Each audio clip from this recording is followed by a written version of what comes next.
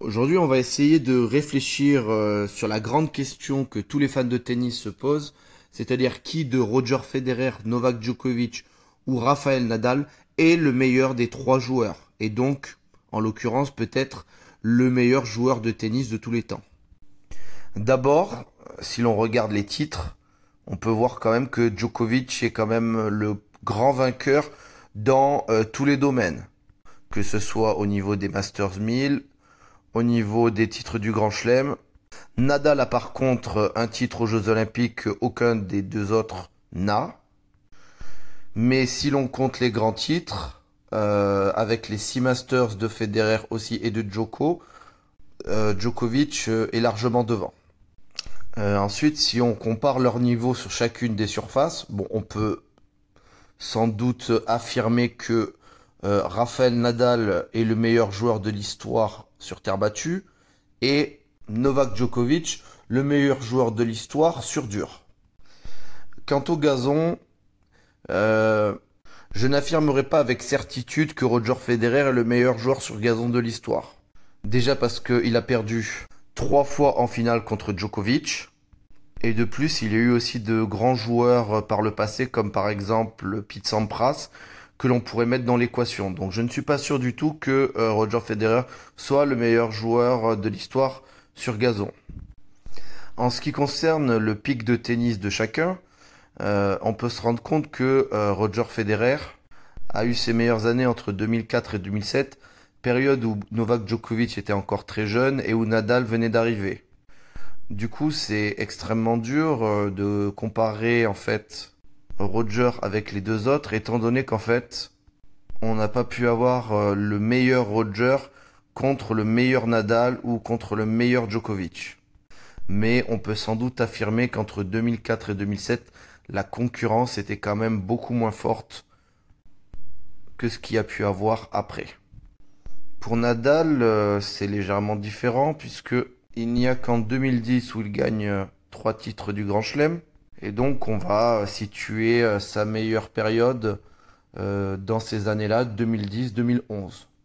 Quant à Djokovic, si 2011 est sa meilleure année, il est resté à un niveau très très élevé avec quasiment des Grands Chelems chaque année entre 2011 et 2023.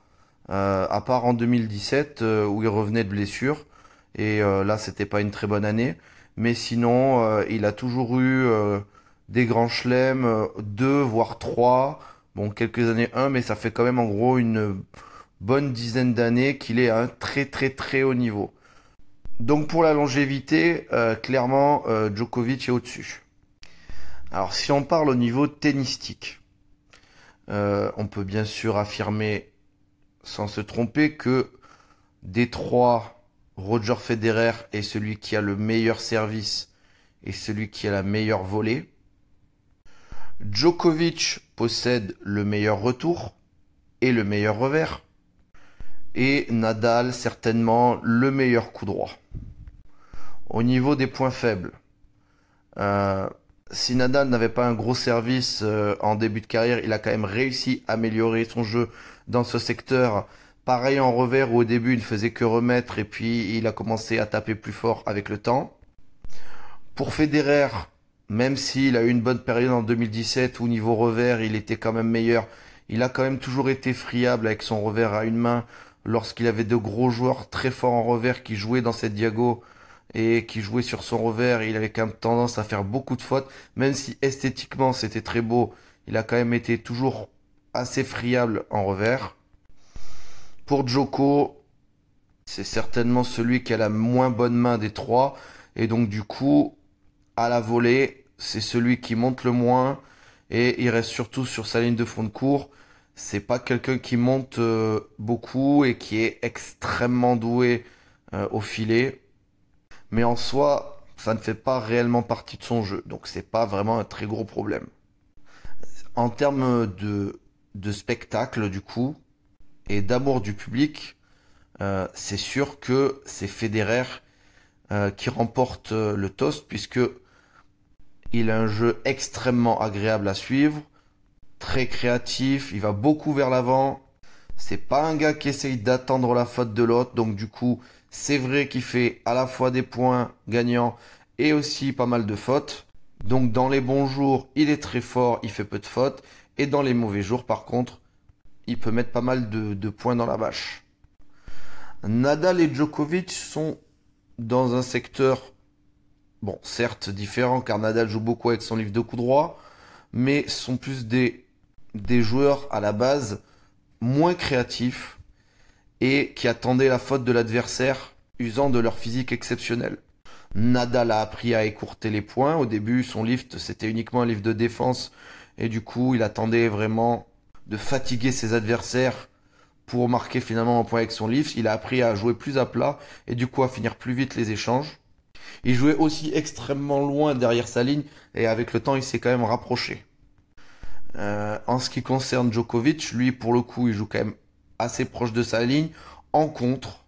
Et plus la balle va vite, plus généralement il est dessus et ça revient vite. Et c'est un joueur aussi également qui fait faire quand même pas mal de fautes. Alors lequel de ces trois jeux est le plus efficace? Bah ça c'est la grande question. Un Federer qui ne fait aucune faute, c'est sûr, c'est magnifique. Ça va faire beaucoup de points gagnants et ça va être très difficile à jouer. Mais encore faut-il être dans un bon jour. Nadal, si physiquement à 100%, très compliqué à jouer. Le gars est increvable, il remet tout, super défenseur. Et quand il a un trou ou qu'il peut avancer, il avance. Pour finir, Djokovic, c'est quand même celui des trois qui a eu les résultats les plus réguliers. Et aussi parce que même dans un mauvais jour, il arrive quand même généralement à s'en sortir. Il a un jeu certainement moins à risque que les deux autres. Et s'il est bien, il peut avancer dans la balle. S'il se sent moins bien, il va jouer un peu plus en défense et attendre la faute. Avec son physique exceptionnel, il est également capable de remettre beaucoup de balles en défense. Du coup, mon avis, moi je préfère Federer en tant que joueur à regarder. C'est sûr que c'est le plus beau des trois, c'est celui qui a le plus marqué, ça c'est sûr.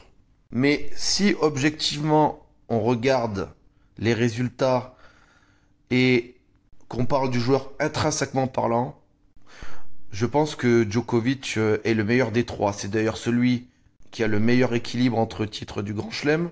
C'est-à-dire que même sur terre battue, il a quand même 3 titres sur Roland-Garros, 4 finales. Donc peut-être là où il est le moins fort, il est quand même très fort. Et donc, on peut se poser cette grande question, c'est pourquoi personne ne l'aime? Alors, je ne sais pas si je détiens la vérité ou pas. Certains vous diront que c'est à cause de son caractère un peu truqueur, qu'il n'est pas sympathique lorsqu'il perd. Moi, je suis pas vraiment sûr de ça, en fait. Je me suis toujours dit que ce garçon, s'il était moins aimé que les autres, c'est parce qu'il a un jeu robotique. En termes de spectacle, c'est le moins beau des trois. Djokovic, si vous le regardez bien, il a moins de fulgurance que les autres. Il tape moins fort, son jeu est moins créatif. Moi, quand je regardais Djokovic, à l'époque, je disais toujours que je me faisais chier. Federer, c'est super beau. Nadal avec son grand lift, ses gros coups droits, c'était aussi très impressionnant. Et c'est vrai que visuellement, Djokovic est moins beau à regarder que les deux autres. Et moi, je me suis toujours dit que c'était l'explication. Parce que il y a eu des joueurs qui étaient truqueurs, qui avaient mauvais caractère, qui insultaient l'arbitre. Mais ça posait pas de problème. McEnroe était assez aimé par le public en général parce qu'il avait un très beau jeu. Donc, je pense que c'est aussi pour cette raison, car quand même, voilà, le caractère truqueur du personnage doit embêter, mais également parce que c'est pas un jeu qui est très très beau à regarder. Après, les choses peuvent encore évoluer. Les carrières de Djokovic et de Nadal ne sont pas terminées, mais j'ai pas l'impression que ça puisse bouger en faveur de Nadal, qui est quand même en fin de carrière, alors que Djokovic est encore très très performant. Donc l'écart au niveau du palmarès risque plutôt de se creuser.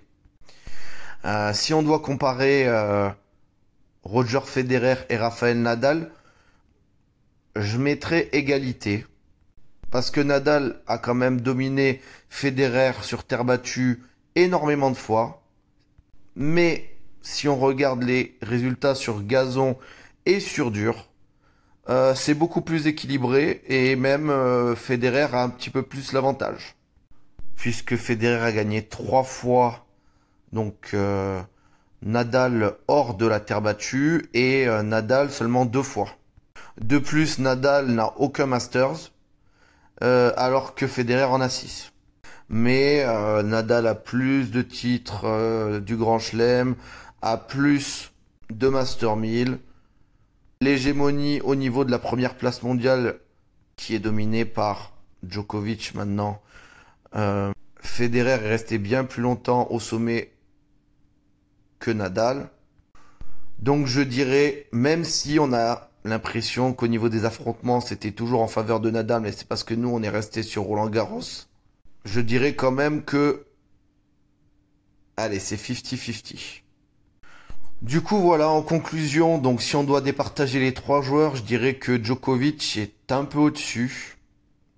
Et que Nadal et Federer sont un petit peu derrière. Ce n'est que mon humble avis. Et vous, dites-moi ce que vous en pensez dans les commentaires. Merci.